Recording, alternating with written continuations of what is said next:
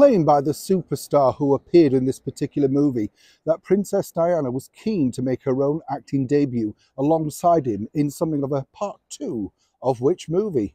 And can you believe it's already the 30th anniversary? As ever, let me explain. Hi, good morning, Neil Sean here in the very heart of London, and as ever, nice to see you today. I know I like sharing these anniversaries with you because, like me, I'm sure we all agreed up, we think it can't be. Really? No. And then you look at the dates and think, it is, and yes. We're talking, of course, about an album that spawned so many hit singles, made a mega movie, and of course turned Whitney Houston, if she wasn't already there, into a global megastar. Beautiful lady, beautiful voice, gone all too soon via her own tragic demise, sadly, you know. That's the bottom line of showbiz, isn't it? But now The Bodyguard is 30 years old. Can you believe that? The soundtrack. Now, of course, for many people, it is the Dolly Parton inspired penned track, I Will Always Love You. Not a big hit for Dolly, but what a hit for Whitney Houston and so many people afterwards.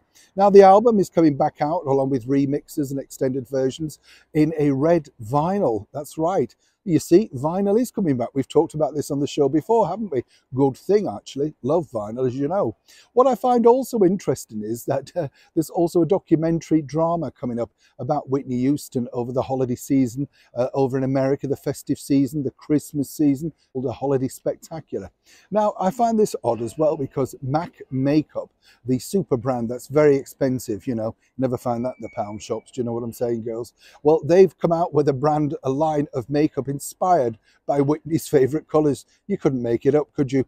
Basically, they're trading on her name, and that's with the consent of the family, I might point out, to sell the brand. Apparently, she loved MAC Makeup. Well, you know, we've only their word on that, haven't we? But as ever, great marketing ploy. But back to The Bodyguard. It's going to be given a DVD release, Blu-ray or whatever that's called. And then, as I say, the red vinyl album. When I mentioned at the beginning of the video about Princess Diana, Kevin Costner put out this story that he was in talks to include Diana in a follow-up version of The Bodyguard, and apparently she was really interested. I never really bought that story, you know, because it wasn't something that Diana was keen to do. She certainly wasn't interested in becoming a movie star.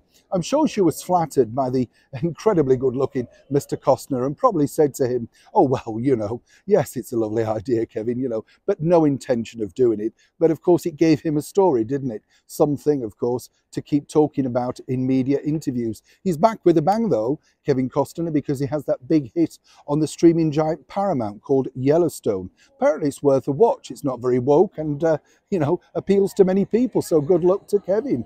But back to The Bodyguard. What were your memories of that? Can you truly believe it's 30 years since Whitney warbled, I Will Always Love You? Now, where did that time go? Neil Sean in the very heart of London.